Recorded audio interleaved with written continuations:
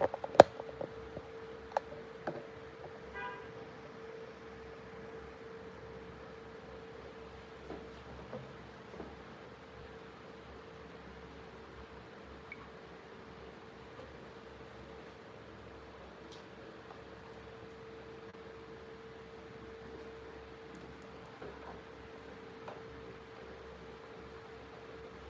right, good morning.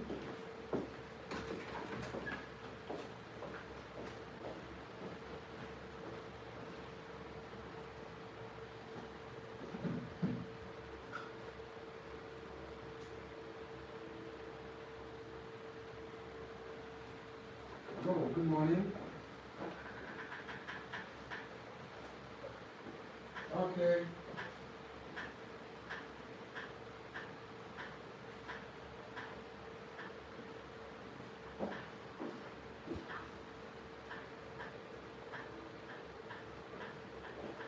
Hi everyone, good morning.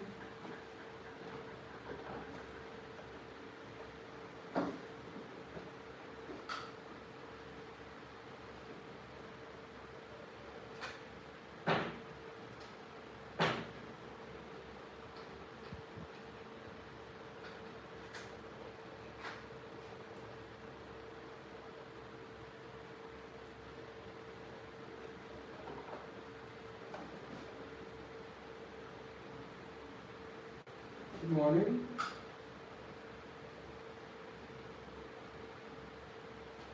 Sound check. 1, 2, 1, 2. Sound check. 1, 2. Sound check. 1, 2. 1, 2. 1, 2. Sound check. 1, 2.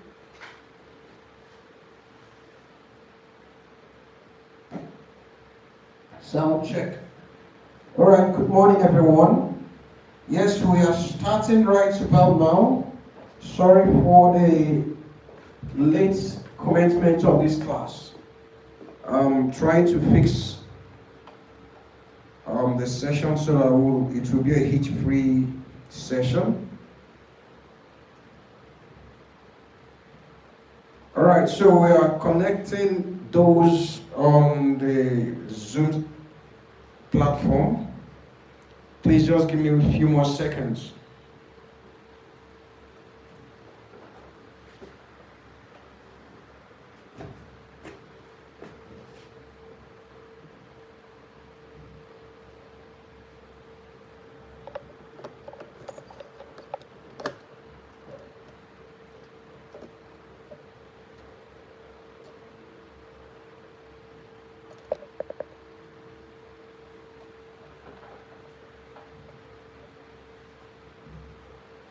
Okay, good morning, Daisy.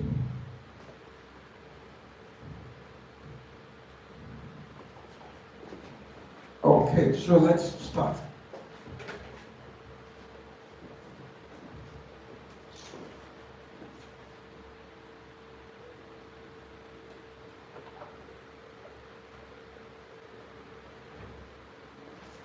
Okay, Daisy, can you hear me? Hello, Daisy, can you hear me?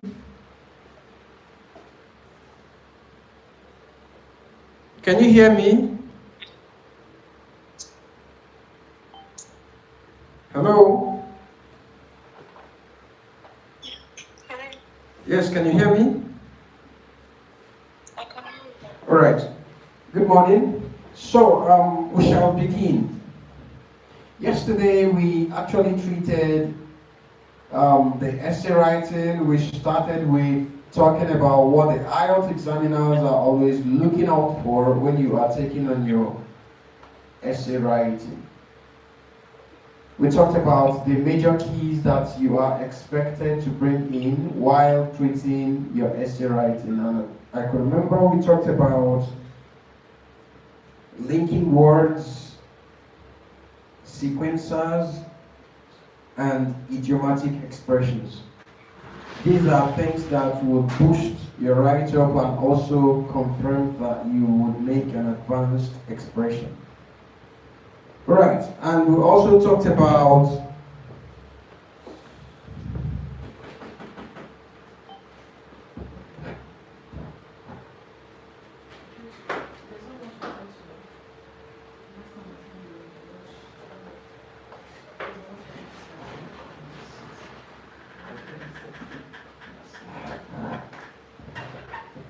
All right, sorry. Yesterday we had to learn about the yardsticks with which examiners evaluate your IELTS essay writing. And then on the yardsticks, we actually considered what we call task achievement. The task achievement simply means your ability to completely respond to all the questions asked. And then we talked about you showing off what we call task coherence and cohesion, where you get to show off your understanding of the question by sticking to the question during your response to what you are required to do.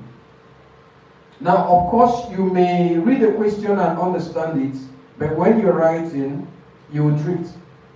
So you deviate entirely. So when you've actually understood the question and you deviate from it while writing, the examiner cannot know that you actually understood it ab initio. So examiner would assess you and your level of intelligence based on whatever you are able to write down. And to do this, it is easy. We talked about this yesterday, that you are free to digress but do not deviate. And then we looked at the third one, which is all about lexical resources. Lexical resources simply means vocabularies. So in IELTS, you are meant to show off advanced vocabularies. And please, be careful not to bring in ambiguous words, because that will give the examiner the room to decide on what meaning to read from the ambiguous words you have used. Because if you use a word that has multiple meaning, examiner will simply may choose to use the other meaning rather than the meaning you intended in that context you have used it. So it is better use words that are very precise to the meaning in the context you are trying to express. Okay, now we also looked at the fact that you are meant to avoid certain words and expressions during your essay writing, because essay writings are usually formal writing, so you are meant to be quite formal in whatever thing you are writing. Some of the things you must avoid when you're writing an essay should be the use of these words, very. Try as much as possible to avoid this guy. Now, why should you avoid this guy? Because IELTS says, give us an advanced expression. So rather than using very hungry, there is one word that can express very hungry. That can be famished, right? So instead of saying I'm very hungry, simply say I am famished. So that has eliminated these words very and hungry. Instead of saying I'm very tired, you are meant to say I'm exhausted. That's quite advanced. Instead of saying this house is very big, you could simply say it is gigantic, right? Instead of saying she's very beautiful, she's elegant. So there are words you should avoid. This is one of them. Now another word you should avoid is the use of this guy, mom or mom, and avoid this guy, mommy or mommy. Right? So why should you avoid any of these guys? Daisy, can you tell me what's the difference between mom and mom? Can you tell me the difference, please?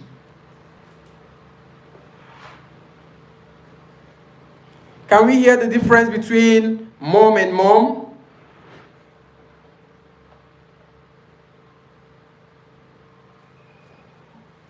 Hello, Daisy, are you there?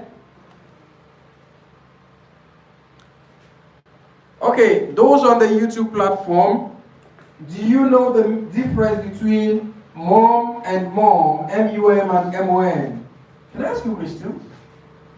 What do you think is the difference between M-U-M and M-O-N? Right. Now, they both mean short form of mom, right? But there is a difference. There is difference when it comes to origin. Right? M-U-M originates from the British English. while MON is the American English. Now, IELTS is not going to penalize you if you choose to write, when you make a sentence, and you bring in some words that are British and some words that are American in one sentence. You're not going to be penalized. But if you are able to decipher or differentiate between a British English and American English, and you are able to stick to one, it is more professional. Now, apart from the origin, British and American, another difference is that this guy is ambiguous. This guy means more than mom. It also means to be quiet, right? When you are quiet, it means you are mom. So you need to avoid these guys. Now here also, this is a short form of these complete spellings. But these spellings are actually informal, so please avoid them. Now the formal word for these words here would be mother. So instead of using any of these guys, you are strongly advised to make use of the word mother. The same thing applies when you are going for dad or daddy. Please avoid these guys. They are informal. The right word to use would be father. What else do you need to avoid when you are writing an essay? Avoid the use of acronyms. Avoid the use of abbreviations.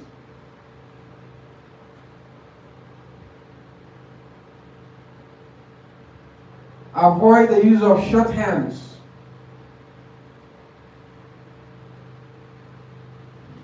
Now, what do we mean by acronyms? What are acronyms? Do you know what acronyms are? Yes, Can you I share? perfect. Okay, let's hear what you think acronyms mean. I think acronyms are like letters, just what they used to represent a full word. Letters used to represent. Instead of writing it in full, like. Okay, you've got the idea. Yeah. Daisy, can you tell us what acronyms are? What are acronyms? Daisy, are you there?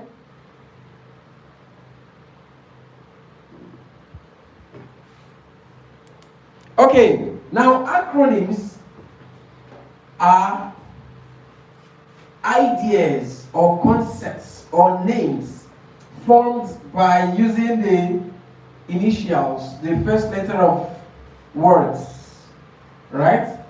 Acronyms are names or ideas or concepts formed by the combination of the first letters of the words. For instance, WHO, which can be called WHO, is an acronym for what? World Health Organization. ECOWAS, IMF, FIFA, these are acronyms. You are meant to avoid acronyms, except in a situation where you have established the full meaning in the first appearance. Then, to avoid repetitions, you then bring in the acronym. I don't know if you understand that. Let's assume you want to write about World Health Organization. You are saying that the World Health Organization has established a law that bans the importation of contraband goods to countries, especially the underdeveloped countries. This is because, based on their recent meeting, WHO, I'm not using WHO, so I don't want to repeat World Health Organization anymore, so I'm using WHO. So after this appearance of WHO, the next appearance I'm bringing in World Health Organization. So you keep repeating. When you use World Health Organization, next appearance you're talking about WHO, the next one World Health Organization. So don't just keep repeating World Health Organization, World Health Organization, no. So acronyms should be avoided unless or except you have established the full meaning in the first appearance. Now, you should also avoid abbreviations.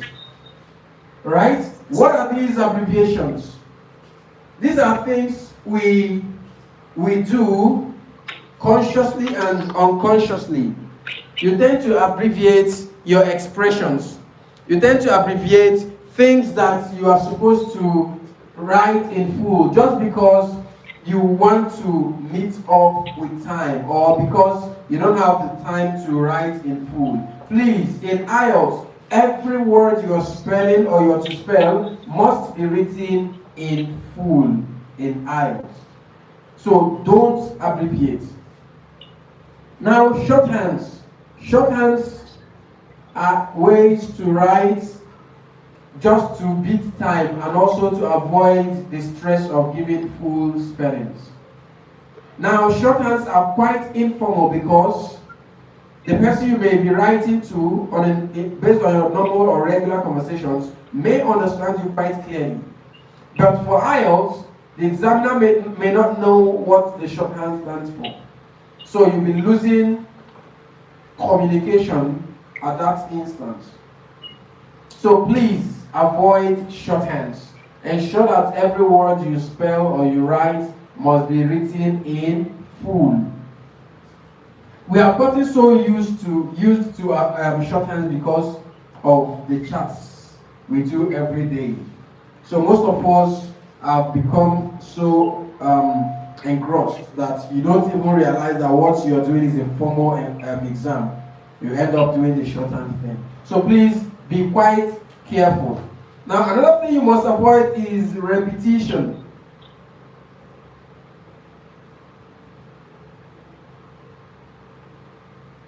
Repetition, please avoid this guy. Because IELTS wants to see your vocabulary bank. IELTS wants to see how much words you've got. So when you're writing, avoid as much as possible repetitions. Now, what do you do? When you write a word in the first appearance, the second appearance, when you still want to make use of that word, ensure to use the synonym of that word to express that word.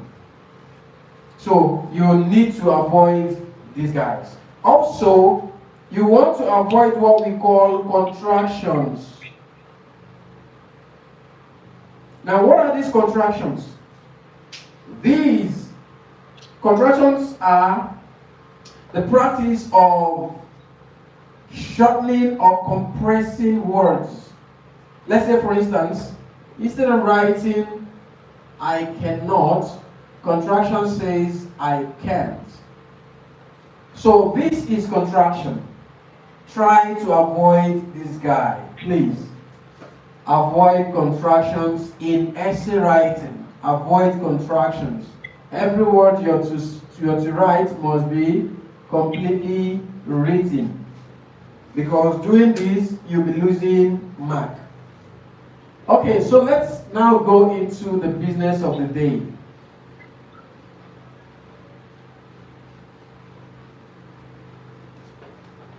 All right. Now, yesterday we rolled out. What did you explain about the contraction? I said avoid contraction. Every word you have to write down should be spelled in full. Do you understand? Yes. So don't contract for anything rather. Alright, so let's begin. Yesterday we rolled out the formula. I told us yesterday that this formula has its basis on P1 to P4, meaning that your essay should have 4 paragraphs. Do not write less than 4, do not write more than 4. Having 4 paragraphs is just standard in IELTS test. Now, let's look at this formula. Having 4 paragraphs, you will need to understand that each paragraph have got its own features and components. So the first paragraph, which is written as P1, you're meant to have the paraphrase, the thesis background statement, and your stance. Now your stance could be opinion, view, suggestion, merit, demerit, advantage, or disadvantage. This is largely dependent on the question. It is the question that will determine if you're meant to give an opinion, or you're meant to suggest how something should be resolved, or if the merits outweigh the demerits, or what the advantages of certain habits are. So now paragraph 2 and 3 have the same thread, but of course whatever you're going to discuss in paragraph 2 must be totally different from what you're going to discuss in paragraph 3. It depends on the question anyway. But your paragraph 2 and 3, you have to talk about your topic sentence, you have to talk about the body paragraph, and then you have to bring in an example. Remember yesterday I emphasized on the fact that you should avoid the use of e.g. Do not use this expression in essay. Do not use this expression in essay. Do not use this expression in essay. I gave you what to use yesterday, so I can remember. Let me quickly take you through that again. Instead of using these guys, please, it is better to say, to further buttress my point. To further buttress my point. That's a way to cite an example. Another way is one good instance support my point. One good instance or a good instance to support my point is. That's a way to launch example. You can also say to elucidate further. To elucidate further is another way to launch example. So please avoid this guy as much as possible. Now, after your paragraphs 2 and 3, we talked about paragraph 4, which is a conclusion. And then your conclusion could require you to give the synopsis of the topics you discussed in paragraphs 2 and 3. So once you have done a recap of the topics discussed in paragraph 2 and 3, then you go to your stance. The stance is that thing you must have written in paragraph 1, which might be your opinion or your recommendation or your suggestion or whatever it is. You have to bring it down to paragraph 4, but remember you are not copying it down to your paragraph 4 verbatim. You're not writing it word for word. You have to rephrase that which you have written in paragraph 1 when you're doing it, when you're bringing it down to your paragraph 4. So once you have done that, at that point, your essay is ready and completed. So, I gave you the various things that you need to do to have a complete essay yesterday. So today I said we shall go into breaking down the formula and how to apply it when you are treating the essay proper. So to begin, we're going to start with paraphrase.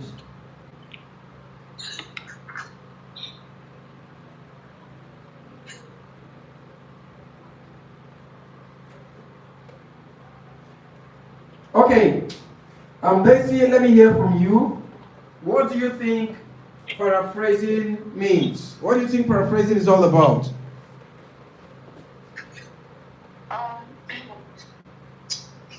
Paraphrasing, it's basically kind of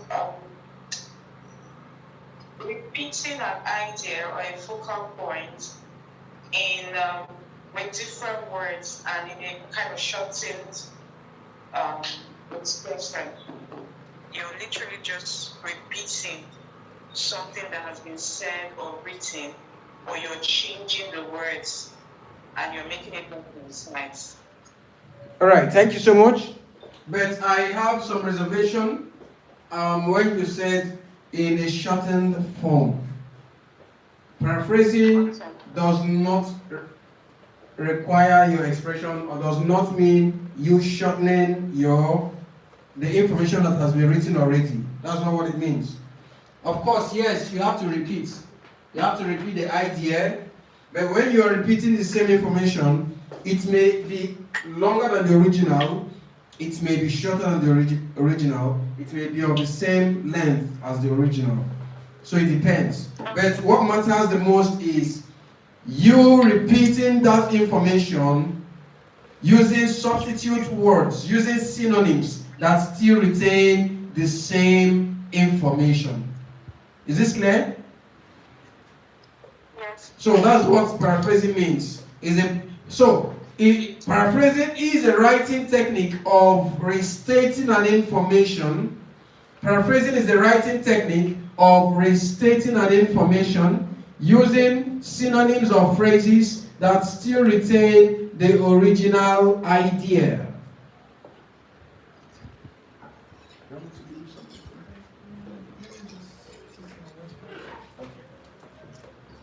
So paraphrasing is a writing technique of restating an information using synonyms or phrases that still retain the original idea. Now, when you're paraphrasing, you should compulsorily avoid the use of ambiguous words. That's one. Also, you should try as much as possible to avoid turgid words. Turgid words are high or big sounding words that may be a little difficult for an examiner to actually put together to read meaning to what you have written, following or taking from your own perspective when you were doing that writing. So try to use straight to the point kind of words that are quite concise and precise, that would enhance or foster communication.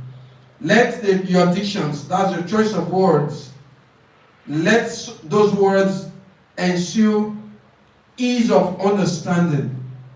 When we talk about ease of understanding, we are referring to a situation where you make an expression or when you write a sentence and then the examiner is able to read meaning to what you have written based on your own perspective, because you're not going to be there to explain to the examiner, this is what I meant when I wrote this. No. So examiner should be able to actually understand whatever you have written. So your dictions, your choice of words should be self-explanatory, and your expressions and sentence constructions should have ease of understanding. So paraphrasing is a writing technique of restating an information using synonyms or phrases that still retain the original meaning. So let's see how much we have understood this paraphrase. We could also say that in a very short way that paraphrasing means rephrasing an information accurately. Paraphrasing means rephrasing an information accurately. So I'm going to give you some tests right about now. Let's see how you're going to paraphrase the information I'm going to write here on the board. So please get your writing materials. I'll write some questions on the board and then I'll give you a little time to paraphrase it at your end. You're going to read out what you have written.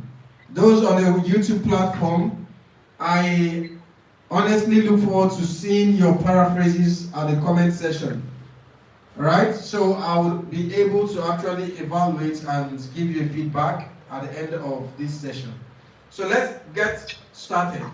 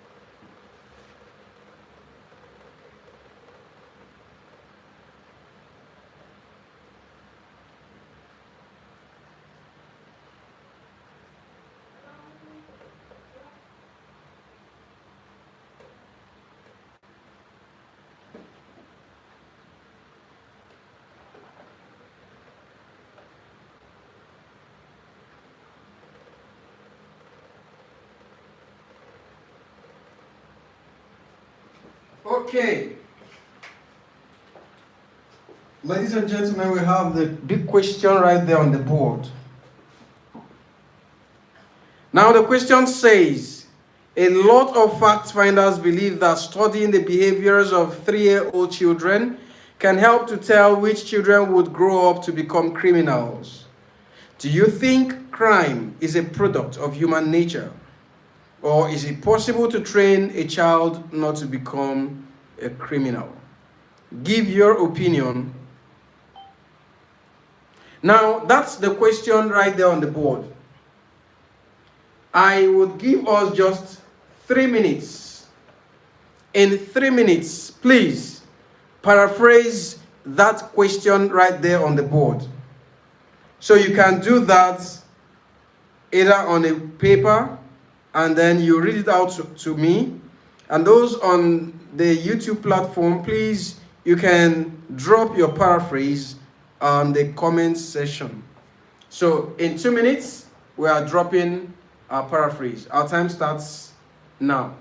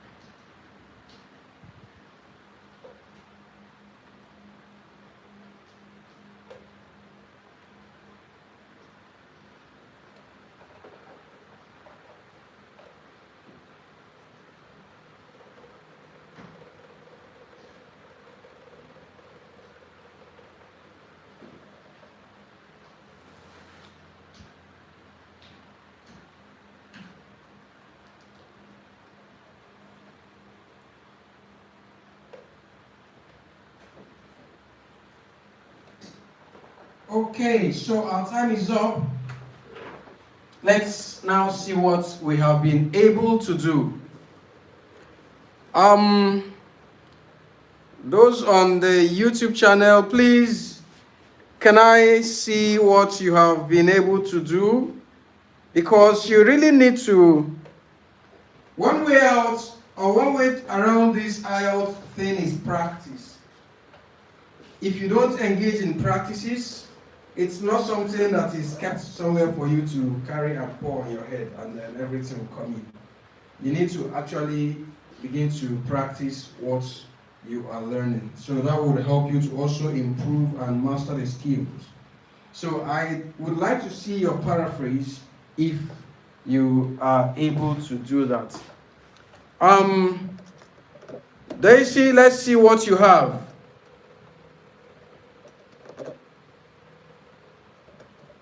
What's saying in my mind? You must start with me.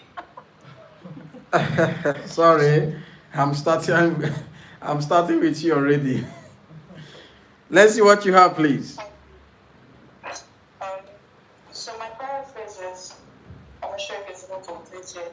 Studying the characteristics attitudes of 3-year-olds as researched by a large span of researchers has implied that such studies assist in informing the children that are likely to become criminals as adults.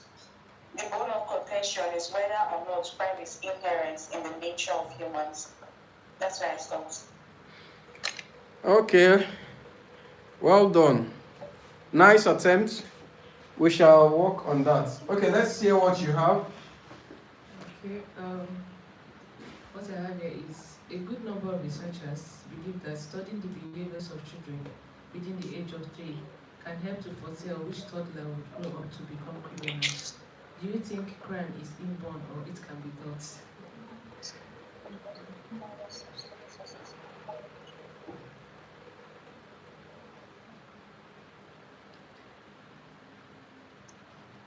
Studying the behavior of a 3-year, a lot of fact finders.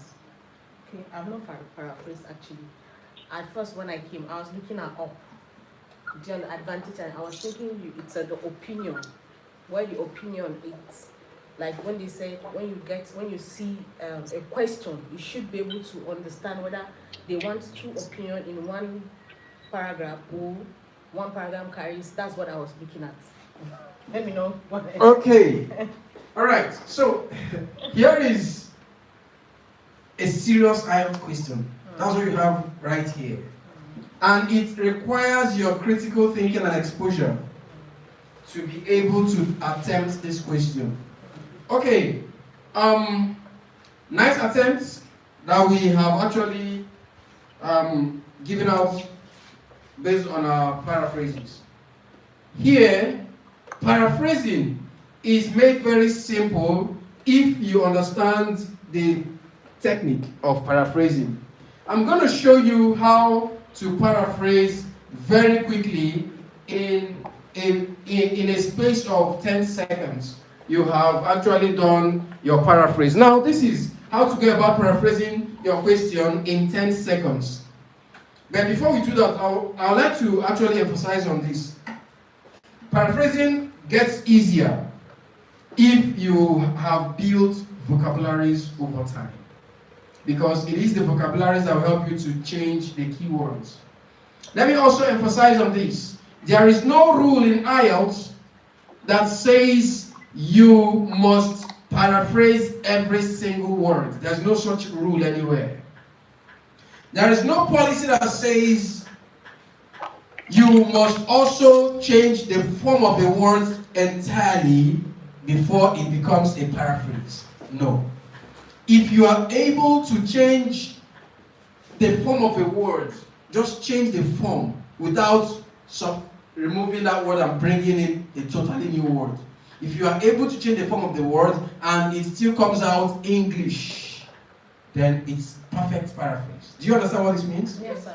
Correct. And now these fact finder, the scientists, researchers. Aha, we are coming to that now. Now, there is a standing practice in IELTS that says if you do not paraphrase, at all. If you do not paraphrase, your score cannot go beyond 5.0 if you do not paraphrase the question. Yet, another standing saying in IELTS is that it is better not to paraphrase than to paraphrase wrongly. Do you understand the contradiction here? Yes. That if you do not paraphrase, you can't score beyond 5.0.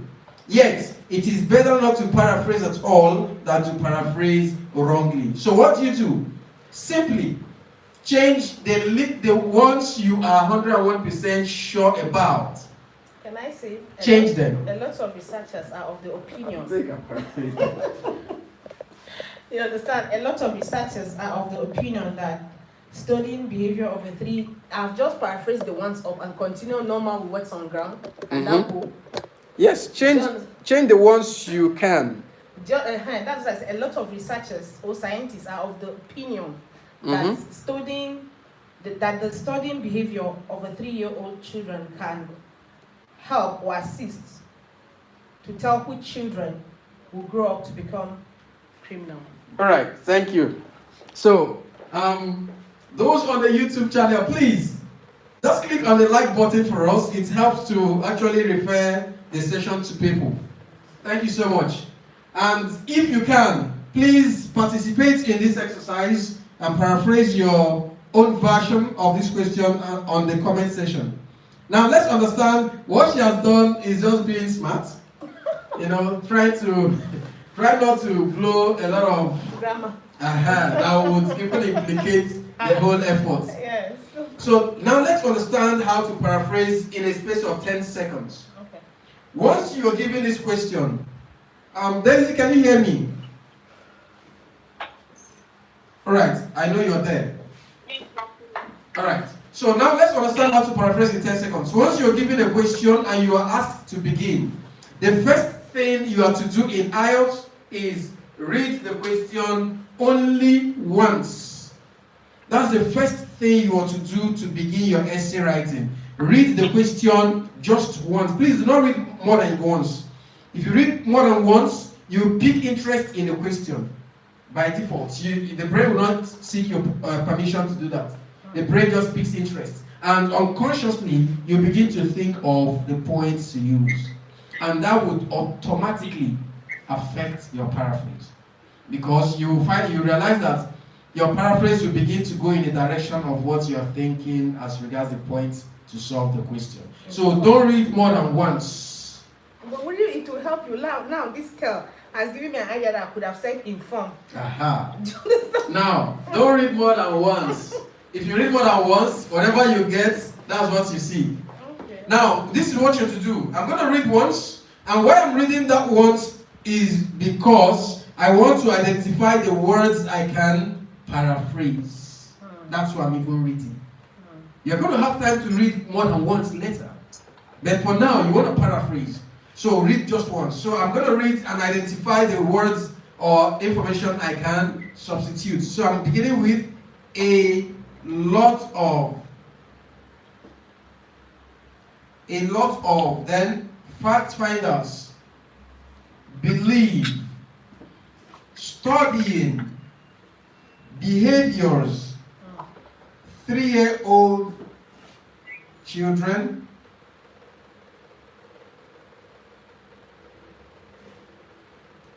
can help tell, grow up, criminals. Alright, so these are the things I can change that will help me to paraphrase the question. Alright? At this point, you see this part that says, do you think crime is a product of human nature?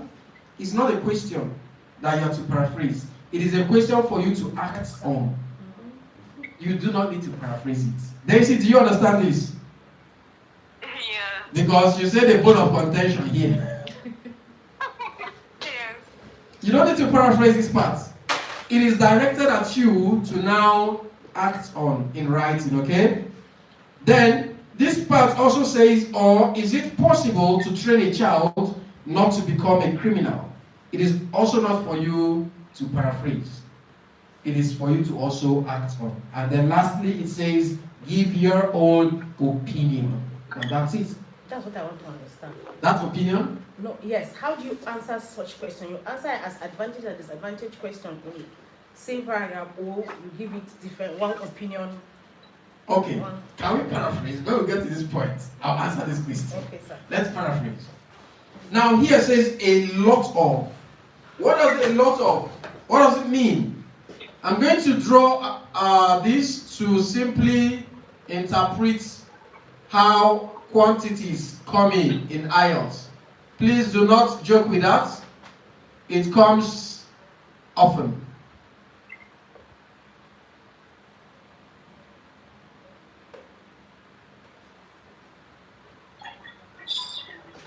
Now right here we have 5 different layers. 20, 20, 20, 20, and 20. Overall we have how many? 100. Right? So this is a whole. So it's giving us 100.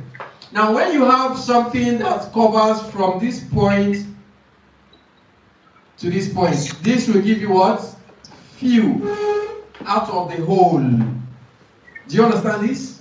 Now something that covers from up here down to this point will give you some out of the whole. Now something that goes from this top to this level would give you many. Do you understand this? Then something that covers from this point down to this level will become majority. Is this clear to us? It's the majority that is not clear to me. What about the last one? This is everybody. There is no more demarcation. Do you understand this? For me, I will not say the last one is majority. No. Majority. When you have majority, there you still have a faction that will be part of you. Do you understand? So if you have majority from here, these people don't belong to the party. Right? Now let's understand the different quantities in IELTS.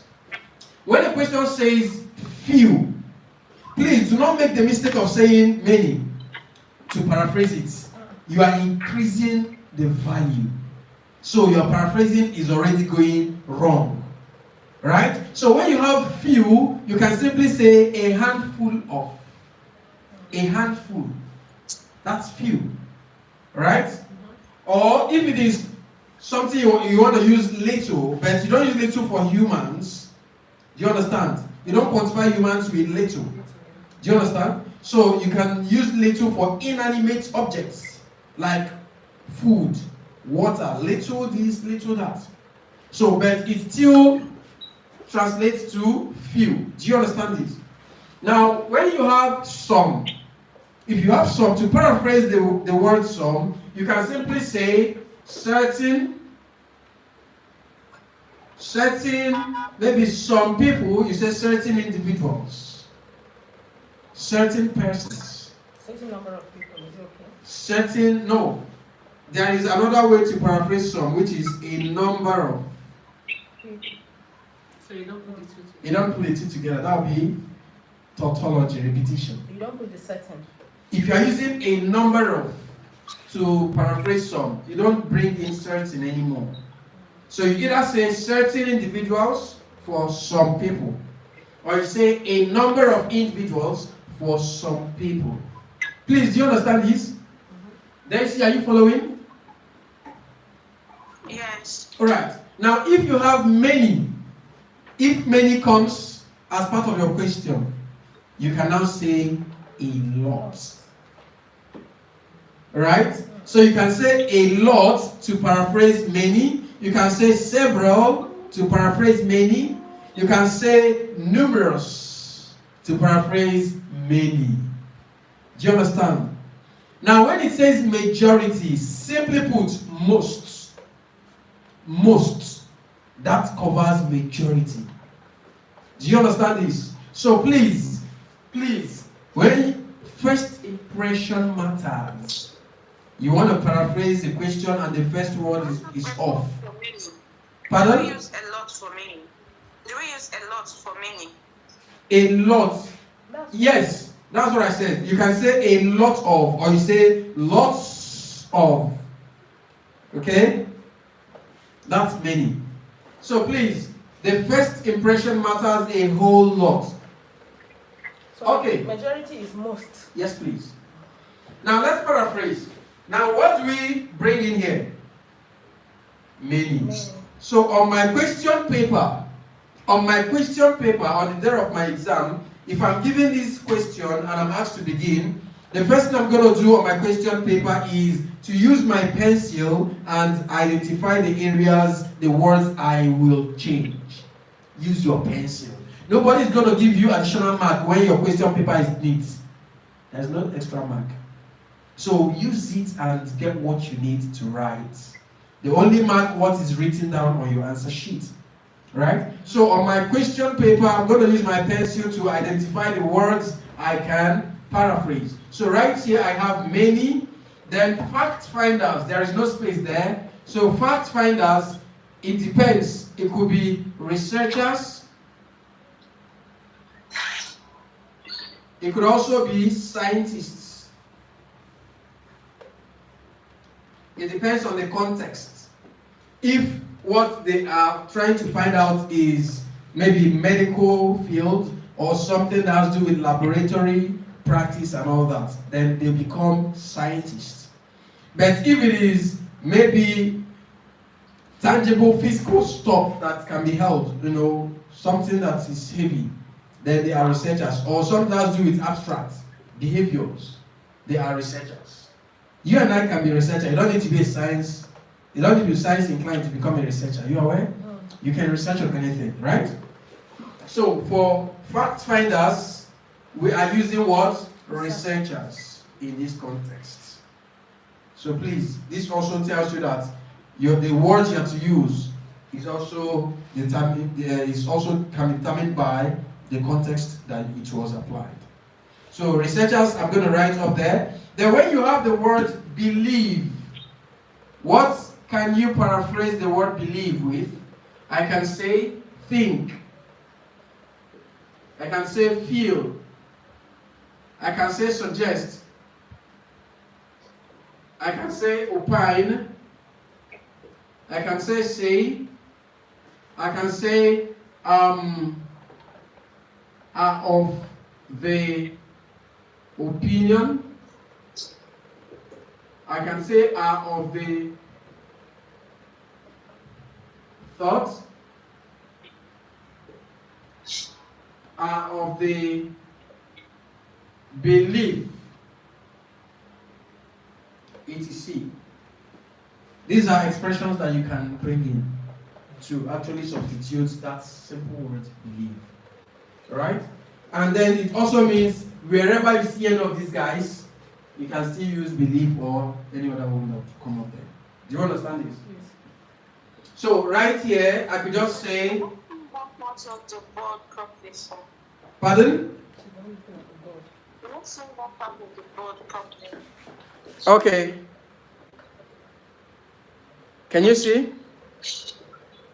Yes, please. All right. Now here, I'm now going to substitute it with any of those words, maybe think or feel.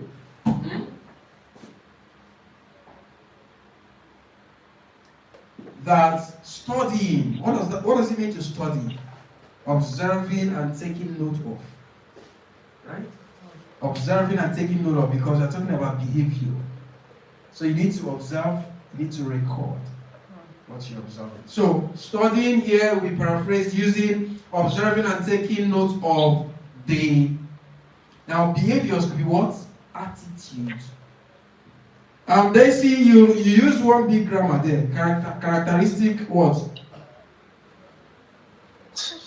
Attitude. Characteristic attitude. Okay. Now behaviors could be character. It could be attitude. So don't put the two together. Okay. Alright? So you can say observing and taking note of the attitudes. Remember, this is in plural, so your paraphrase should also align. So attitudes or characters of 3-year toddlers. Who are toddlers? Children between 0 to 6 years or 5 years. Now, No, it's actually 0 to 2 years. So toddlers are 0 to 2 years. please go back and check. Thank you. Yes, go back and check. 0 to 6 years or 5 years are categorized as. Toddlers, sir. Sorry, I beg to differ. Okay, say what? Toddlers are the ones that are just learning how to walk. That's why the category is 0 to 2. Okay, please check. I'm still insisting that you should check. I'll check, sir. All right. So now here, it is also established that you're talking about 3 years old children. So as toddlers, there is age specification. So you're talking about 3-year-old toddler. Did you find toddler there? Yeah. What does it say? 12 months to 3 years. 12 months to 3 years. So this guy falls under toddler. Yes. Right? So here, you could just say 3-year-old toddler because there is, it identifies 12 months, 3 years. So it could be 12-month toddler, it could be 1-year toddler. So here is quite specific, right? Okay. So you establish that, and then here says can help. How do you paraphrase can? Is capable, right? Or if you don't want to implicate yourself, simply say can aid. Is that correct? Can aid to do what? To predict, to tell. You say foretell? Foretell, yes. To predict. Predict what?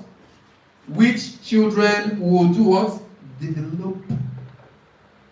Develop to become a fugitive, a lawbreaker, whoever, whatever they want to give them. But please don't be very harsh with the choice of word. But is there a number of words that you must paraphrase, like in a sentence? What I calculating? What I calculating? If I paraphrase maybe 3, I'm okay. Okay, please. So these are things you want to actually try to do. Don't paraphrase only 3 and close your book. Paraphrase as much as you can, please. It is for your own good. It will help to boost your score. Right? So paraphrase as much as possible. I'm taking all of this. I'm going this far just to also help to build our vocabularies. So I'm sure we are now adding to what we already have. So it will help us. Because IELTS actually repeats questions, but it doesn't happen often. So if you have practiced really wide, you stand a chance of meeting a question you have done. Either in the reading or listening or even the writing. So where can we get the recent questions? There is no such thing as the. Because all I'm seeing is 2017, that one on the system. Okay, don't worry. I'll give you more recent questions to practice with. Okay, so Daisy, are you clear about the paraphrase? Yes, please. So let's paraphrase together. Many researchers feel that observing and taking note of the characters of 3-year toddlers can aid to predict which children will develop to become fugitives. That's all. Yes, please. We're paraphrasing one word into 2. Which word is that? Observing and taking Yes. note. Yes. You know, the definition says is a practice of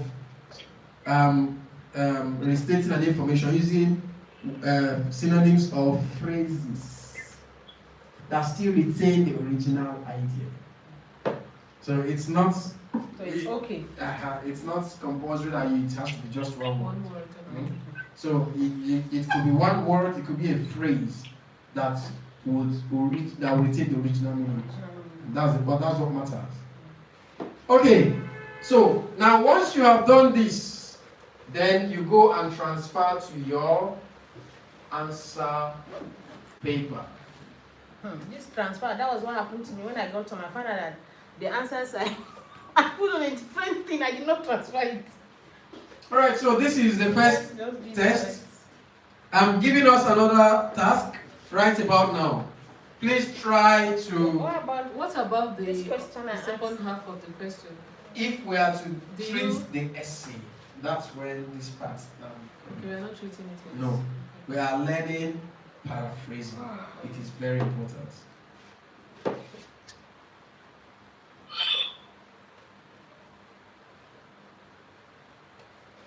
Meantime, I'm here. This YouTube will connect. But if I'm not in the class, I will try to connect to YouTube. I will not be seeing you live. Already? But now I'm seeing you live.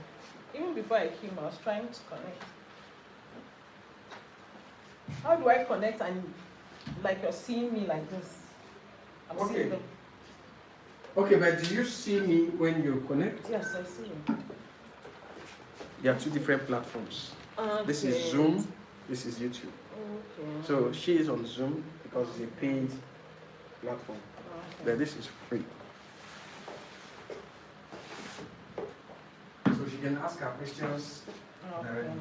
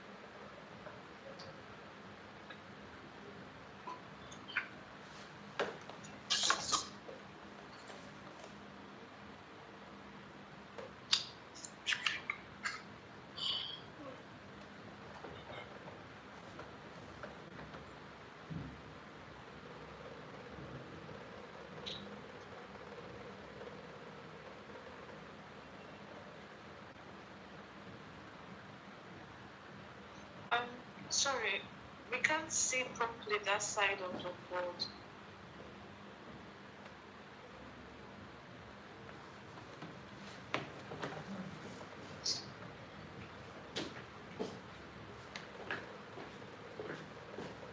Okay. Thank you. All right, so we have another question right there on the board. This is another question that has to do with humans, right? I don't know, this one I'm treating humans. I hope it won't come out this Saturday. Right here, it says some people argue that giving children access to computer helps them to improve in their intellect and academic performance. Others think it causes laziness. Discuss both sides of these arguments and give your own opinion. Please, you're meant to paraphrase this question in 3 minutes only. Please, in 3 minutes, paraphrase this question. Our time starts now. Those on the YouTube platform, kindly do your paraphrase and drop on the comment section. I would give you feedback at the end of this session. Please, our time starts now.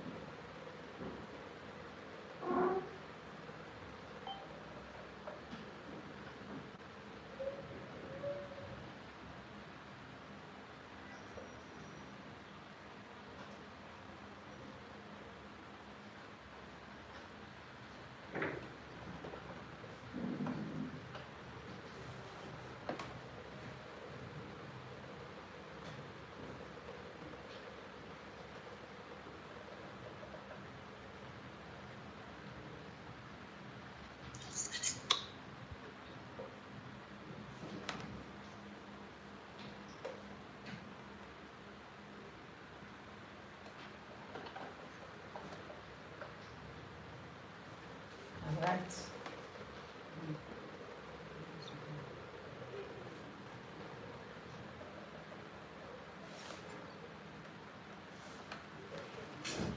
Develop.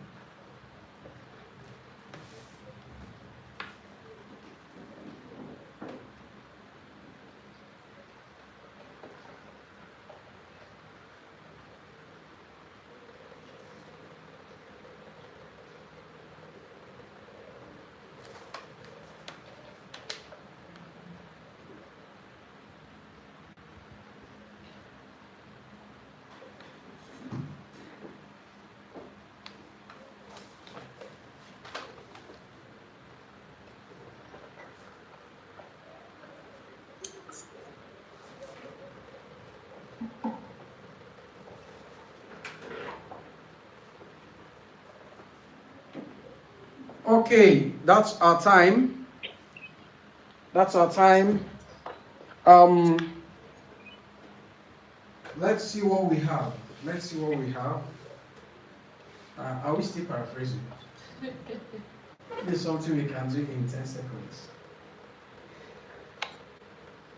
Lacey, I believe you're done. Yes, sir. All right, let's begin with you.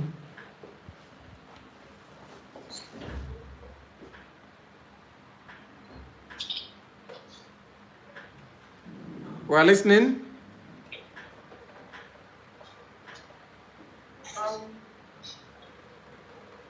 Certain persons gadgets by minors as minors assisting their intellectual progress and improved grades, whereas some have opined it results in laxity. Please, can you take that again?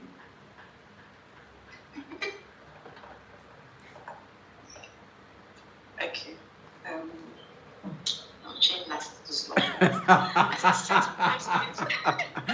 Take that again. The opinion that permitting the use of gadgets by minors assists in their intellectual progress and improved grades, whereas some have opined that it results in slothfulness.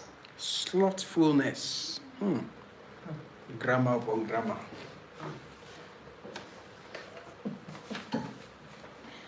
Hey, God. Many individuals disagree that providing young ones means of entry to computer assists them to enhance their knowledge and educational growth. Their what? Yeah, Knowledge. Thank you. Let's see what you have. The other word I used was laxity. Laxity for laziness, right? Yeah. That's. I think I prefer laxity to slothfulness. Certain individuals contend that allowing children access to computer aids in improving their mental and academic performance, while others argue that it makes them indolent. Nice. Okay, nice attempts. I think it's getting better. Certain, most of us made use of certain individuals. Argue means debate, right? Yes, Disagree. Yes. Okay. That giving or granting access. Now, The young ones. Daisy, why did you use the word minors for children? Because children are classified as minors, so they fall under that category. Daisy, are you a minor? I'm not a minor, I'm not a child either. Are you not someone's child? They said children. I know. So You and your siblings, when you go home, what do your parents call you? my daughter. Okay. I think she gets My it. She child. Gets it now. So, do you understand why I'm asking you this? So, you actually need to be careful with your words, all right? So that you don't take it the other way. Children in this context, children will always remain children. Right? So please. You know what, sir? You said in this context, we're talking about access to gadgets. And literally, we can't be talking about adult children. No, I understand that that are thing you're children saying. We should to not read parents. books. It can That's the only way be of children minors in this context. exactly what's happening to her. you already give meaning. I think what I know is whichever one I'm confused about, I just leave it. Like the children, I wasn't very sure if to, I just decided to leave Let's it. see, please.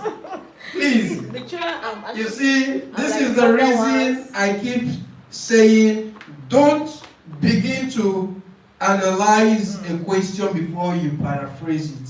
It's going to twat a lot. You went through the question, you analyzed, and then you felt children in this context. Yeah, mine was me. I don't follow that category of children. Right? So please, some people argue, debate that granting children, leave it, don't worry about whether minors or adults. Just children should be retained as children, okay? Because you changed, you don't want to toddlers. Yeah, their age was given. Age was specified. Okay. All right. Yeah, that's. So, granting children access to gadgets, I love that. But it would have been a lot more touched if you had said technological gadgets. Right? That's building more words and also showing up vocabularies. AIDS. aid Assist. or assist them to improve, to I wrote enhance. enhance, to ameliorate. All right?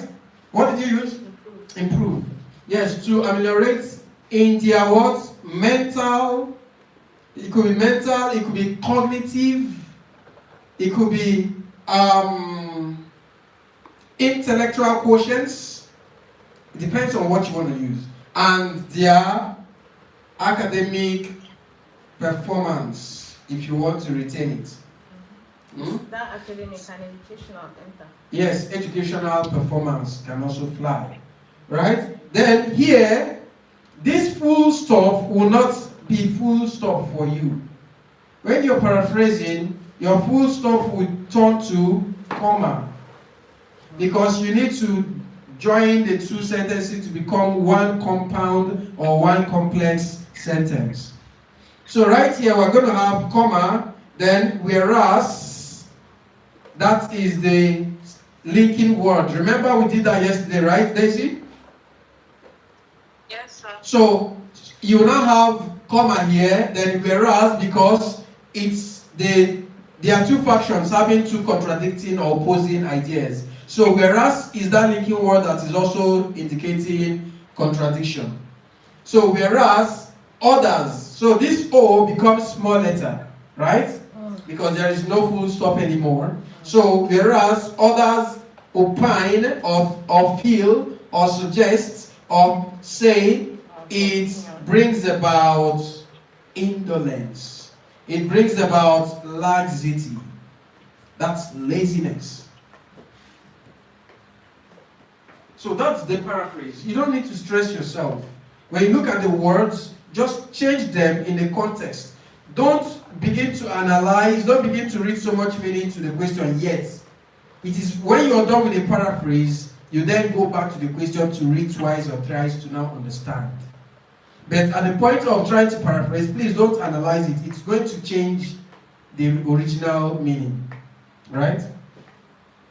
Now, I want to believe we have understood a little bit, or to an extent, what paraphrasing entails. Please, any words you don't know the synonym or the phrase that can change it, please don't bother your mind. Don't bother yourself to start thinking. You don't have any such time in IELTS. So once you see a word you know, the brain is going to pop it up. Brain will bring it out to you. Right? Now, let's proceed. On my question paper, I will now write my paraphrase.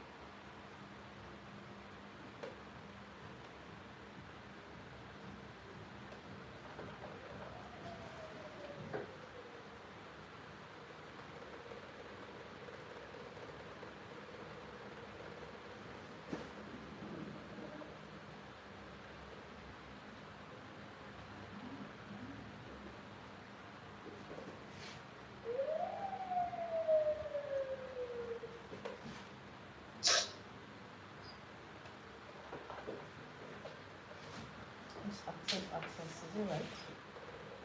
Access to It was showing gadgets.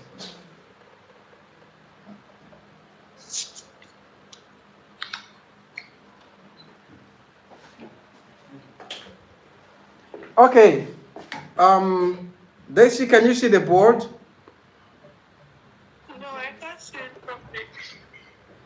I'm sure you can now. Yes, please. Okay. Yes, please. Civil 2023. Hey.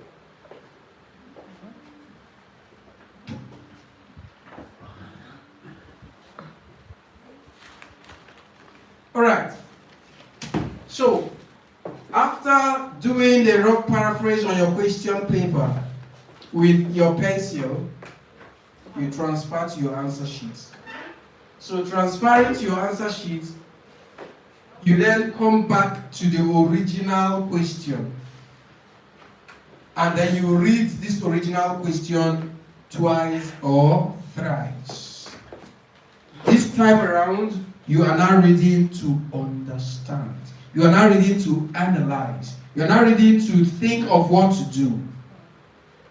Please don't analyze when you are about to paraphrase. It's going to affect your paraphrase.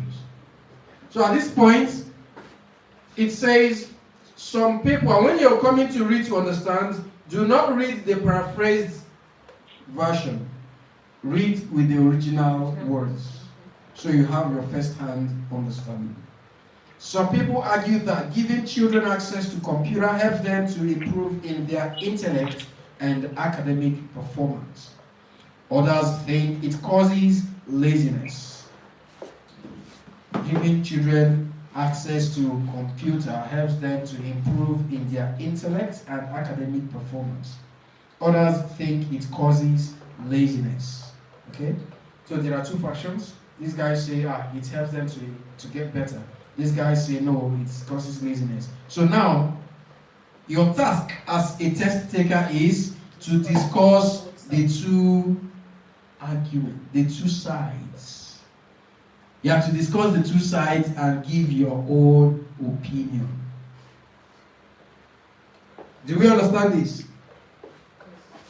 Now, discussing the two sides.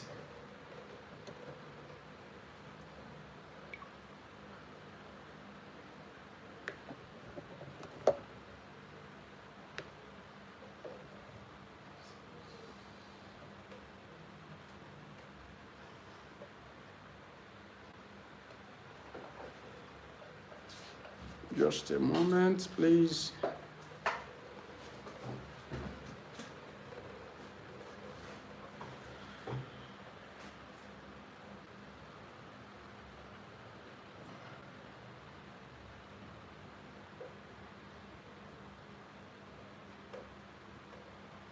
Okay. Daisy, are you back? All right. So now, to discuss the two sides, you are not meant to support any path. I hope you're aware. Yeah, as in supporting this one and speaking against this guy. That's not what you're meant to do. You're meant to write in favor of both. Do you understand what this means? I think it's a little complicated somehow. Now, discuss the two sides of this argument. How do you discuss the two sides? Why Just they give say me your opinion. discuss both sides of this argument and give your own Opinion. That's why. Okay. Opinion comes in. Leave the opinion first. Okay, you Okay. Leave discuss. opinion first. Okay. Discuss both sides. That's the first step.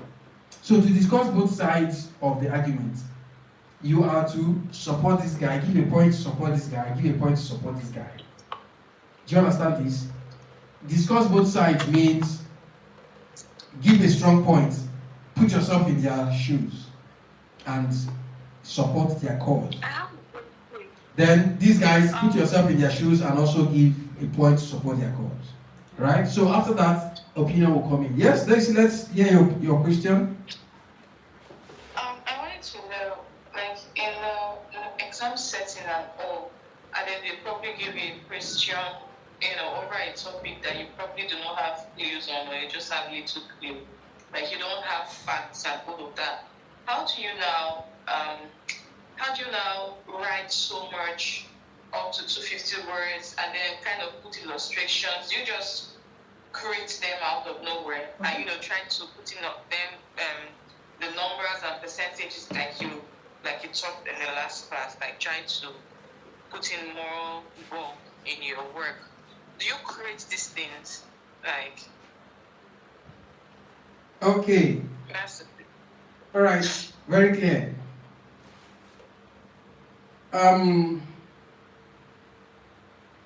First and foremost, you may not have had you can't even have all the experiences in the world. Your experience is your experience. Mine is mine. We may not share the same experience in life, right?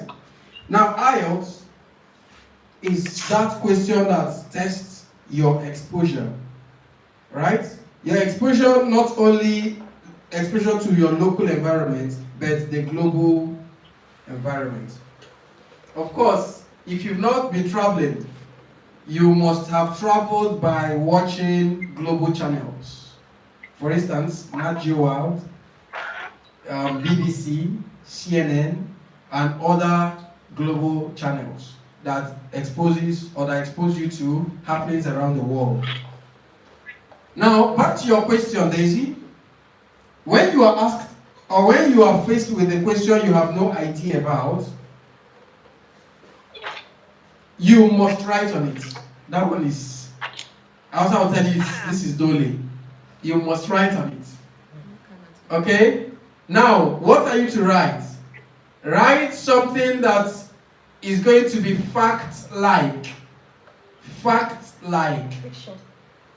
Like the novels you read are not all true life stories. Are you aware? But they create them in ways that you begin to picture it as something that is real. So that's what you're meant to do in IELTS. So create things that will be make-believe. Do you understand this? Yes. Alright, so let's proceed. Now at this point, we have to discuss both sides. So what am I to do? I don't have to support only one side. I need to speak about on the two. So on my question paper again, I'm going to plan my essay. So how do I plan my essay? At the bottom part of my question paper, I want to bring out two different points. Two different points, one for each. Now, these two different points, one for each means you create a point that would say, that would support these guys that say children should be given access to gadgets to improve their intellect. So how does that work? What point should I give? How does technological gadgets improve children's intellect? It gives them access to a wider information. Pardon? It gives them access to a wider, it gives them a wide information or knowledge of things happening around the world. It brings far close to that. I don't know. How does technology improve their intellect? I would say it gives them exposure to information and It knowledge actually that causes is them not to be within tech savvy their immediate in an early environment. age and prepares them for the future. You say it causes them to do what? To be tech savvy in an early age and prepares them for like the future pathways and challenges, and in a world where technology and AI is the order of the day. So it sort of prepares them to be ready for their future, in terms of tech and all of that. This person is a Gen Z. Are you a Gen Z, Daisy? I'm not a Gen Z at all. Yeah, are you Gen ancestor? Because I know I fall under Gen ancestors. Gen ancestors. That's people from the old. Okay, so I heard you say text savvy. What does that mean? Knowledge, now having the knowledge of technology. Text savvy. Yes. Text or Tech. Did you say tech savvy or text savvy? Tech. Tech savvy. Tech. Alright, better. That's clear. Now here, the point we're going to raise should be point that is globally applicable. Right? So how does technology help children to improve? Technology exposes children to puzzles. A wide range. Puzzles, what does it do for children? And what type of puzzle? Puzzles are so wide. Animal puzzle, subject puzzle, food puzzle, life puzzle, word puzzle, so many things. Now, this will help, for instance, in their academic, children begin to learn big words that you don't even know. And the technological gadgets will not only expose them to those words, it also pronounces those words Wide to range them. of information. Right? Is that not, that just to summarize it?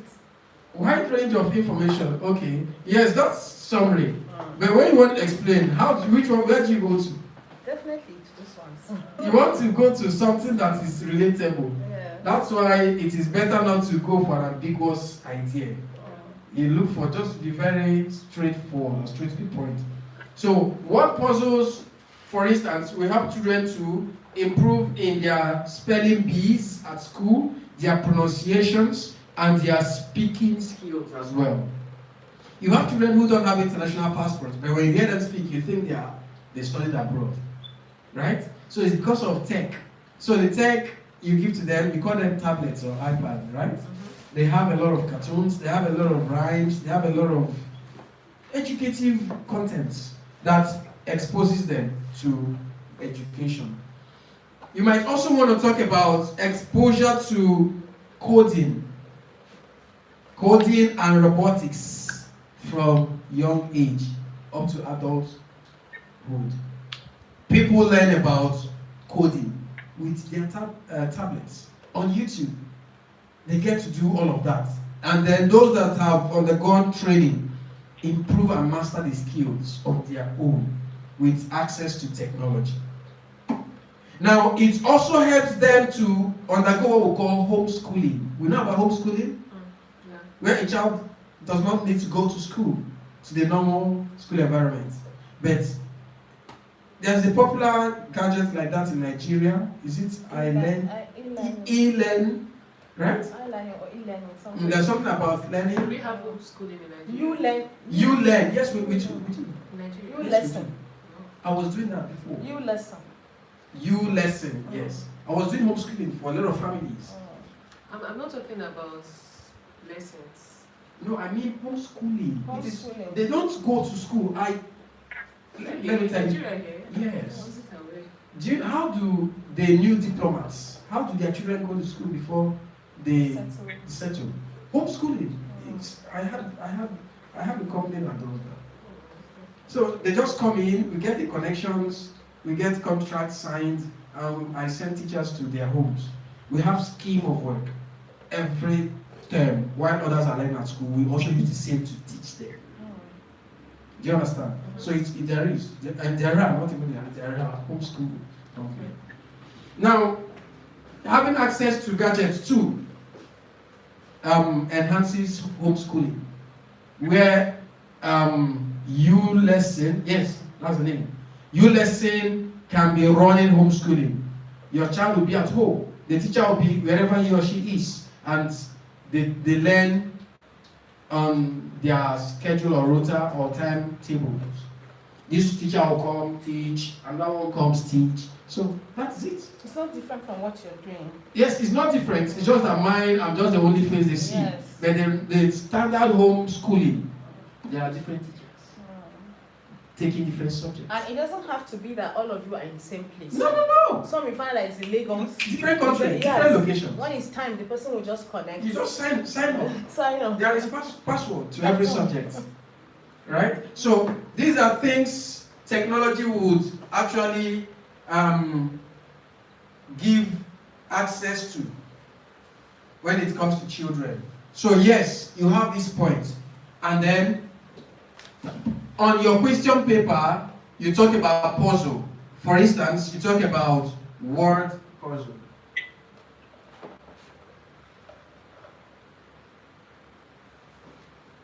Do you understand this? Yes. Every point you are to bring out should have an example. Is it Because going to be in a sentence form? the topic sentence? No, like now if I'm answering this question, I'm answering it in a sentence form, not like listening. Puzzle, say puzzle, then start explaining. No, we are planning this essay now. Okay. Okay. This is on your question paper as rough work. We want to, it is better and safer to plan before you begin to write. you don't do that, exam condition will make you repeat The same same point in another paragraph. Sure.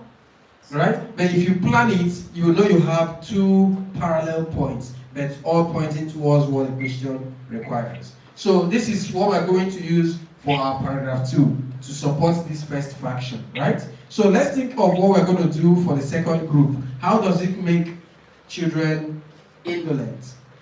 Addiction. Right? Addiction. So some children become so addicted to their gadgets to the extent that even to eat their food will become a problem. For them to do any home chores, you need to promise them access to that gadget. That's when they go to do it. So this addiction is so broad. Why is it broad? It could be addiction that would affect their academic performance. Children who now enjoy only cartoon, anything book doesn't come close. Or only education that comes from the gadgets. Yes. When they go to a normal classroom, It becomes strange. They've got to listen, they get distracted. Very well. And there was a time my son teacher called me that she reduced Access to gadgets. yes, because he wasn't paying attention. But once they're on cartoon, maybe teaching that goes in the system, he pays attention very well. So That's addiction. that's addiction. Right? So that's it. So this is our second point. Now addiction will now reduce their academic concentration and performance. So for instance, we are looking at cartoon. Cartoons. That's the example. Okay. That's children, right? Yes. Now let's look at even young adults. Addiction, pornographic Phones. sites. Even phones, chatting, Yes, that's what I'm saying. social media. Pornographic sites, social media addiction. Every now and then they are chatting, they are on video calls. Addictions too. You are sleeping, you wake up, you see them online. Online. At midnight they don't sleep. They might even, their addiction could be games too. Yes. Yeah, that games is even with adults too. That's what I'm saying now. So these children now covers everyone. You see some adults. That's what I want to actually. It covers.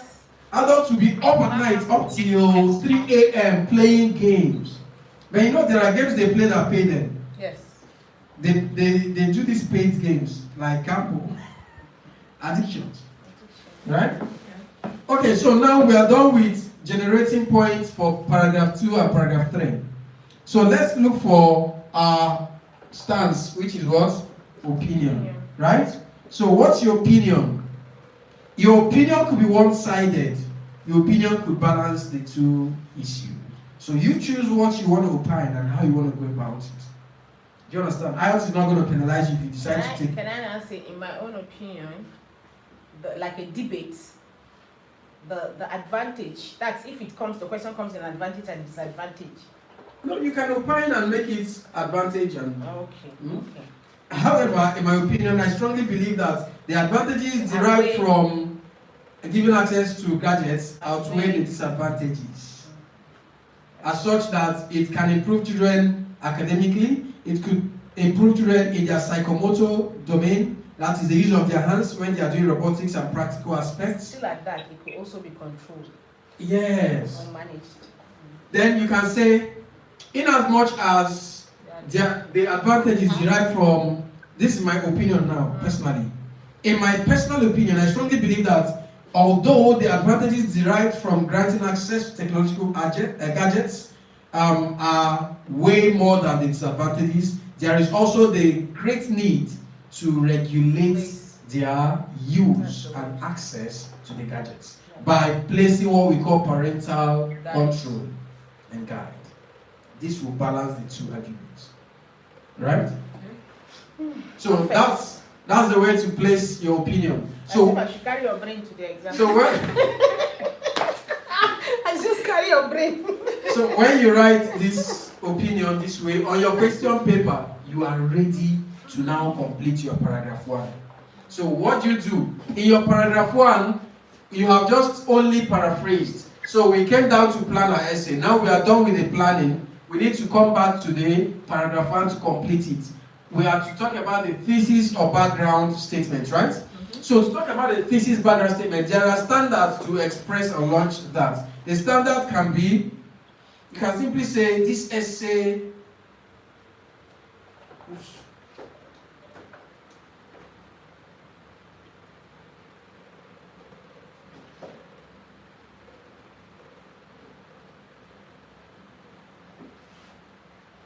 or you say,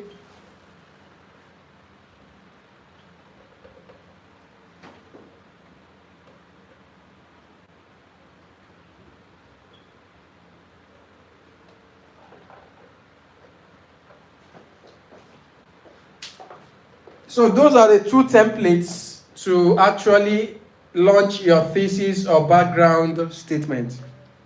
Those are two templates you can launch your thesis or background statement after your paraphrase.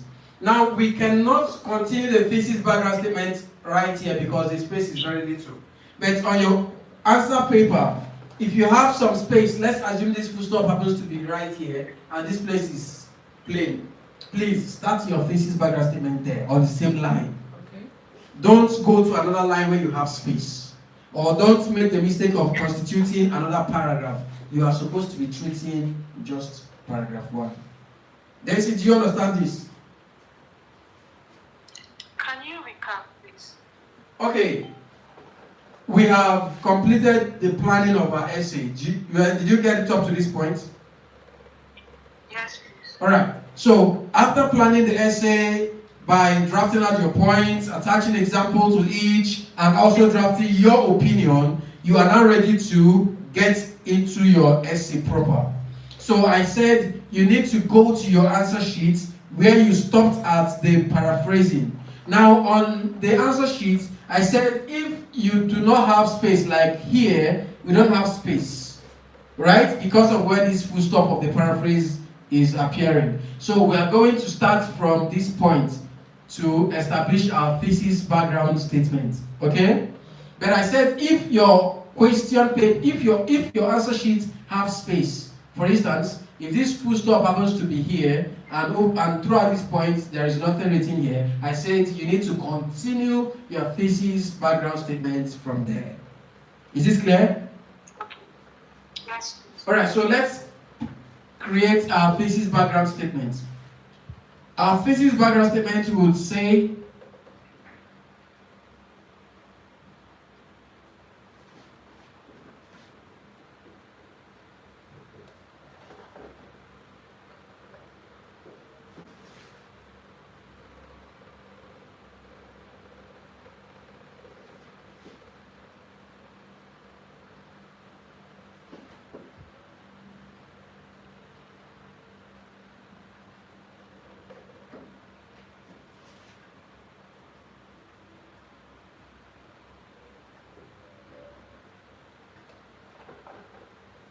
now my thesis background statement is not going to end with a full stop, but with a semicolon. Because I'm going to bring in my opinion, and that will help me to achieve one complex or compound sentence. Right? So this is the end of my thesis background statement. It says, in this essay, I will be writing to vividly discuss the arguments raised above. Because the question says, or instruction says, discuss both sides. So your background statement must align with whatever the instruction says. Please, do you understand this? Yes. And what will give you the confidence to give your background statement is when you have planned your points, when you've planned your essay. That's when you'll be confident enough to say, this is what I'll be doing in my essay. Right? Now, yes, so at the end of my thesis background statement, my opinion now comes in.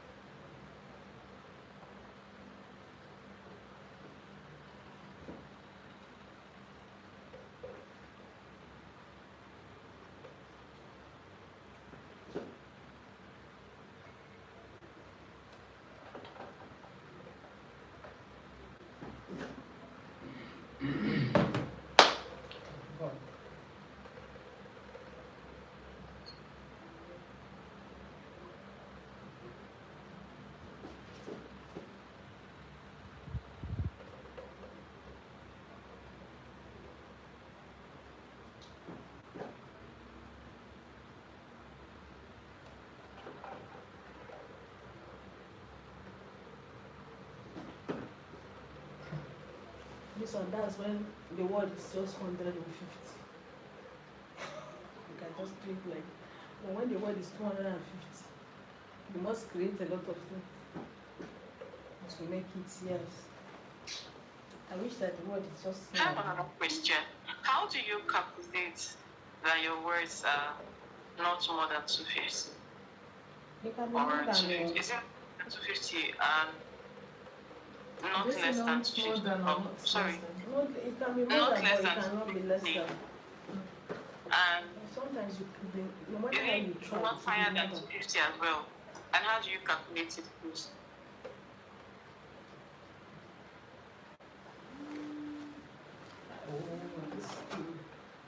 Excuse me, hello?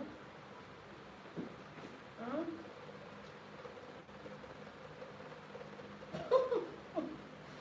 Oh, let me play them.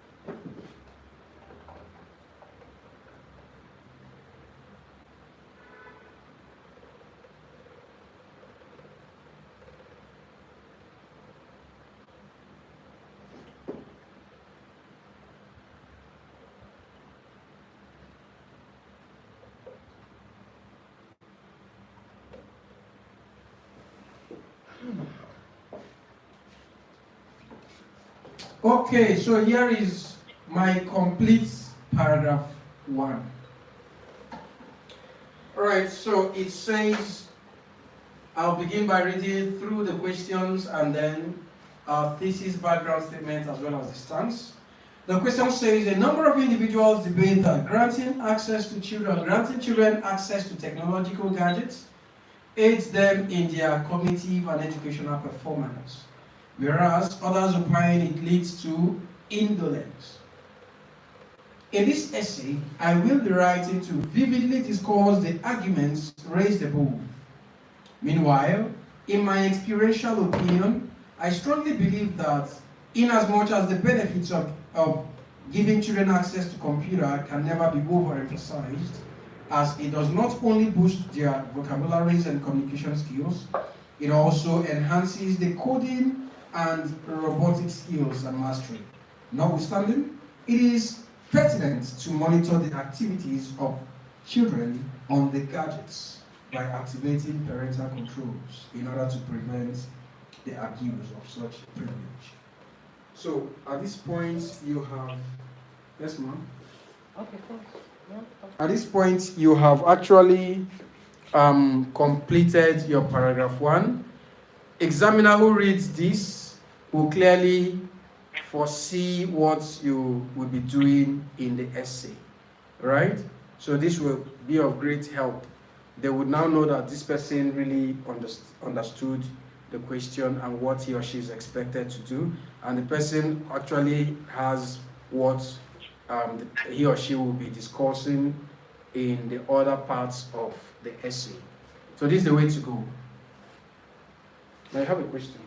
She asked the question first. Okay, you asked a question about how to count your words, right? Yes, please. Remember, the instruction says 50 or you should write at least 250 words. So how do you count your words? On your answer paper, let's assume this part, these first two lines is not part of it. On your answer sheet, this is what you have to do. 1, 2, 3, 4, 5. 1, 2, 3, 4, 5, 6. 1, 2, 3. 1, 2, 3, 4, 5, 6. On an average, I'll give it 5 words per line. Okay, you have to count more than 2 lines. No, I counted up to 4 lines because the first line here gave me 5 words. Second line gave me 6 words. They are different. Now the third line is giving me only 3. That's a total difference. Now I need to check the fourth line and it's giving me another 6 words. So 2 6 words, 1 5 and 1 3. So overall I want to give an average of 5 per line.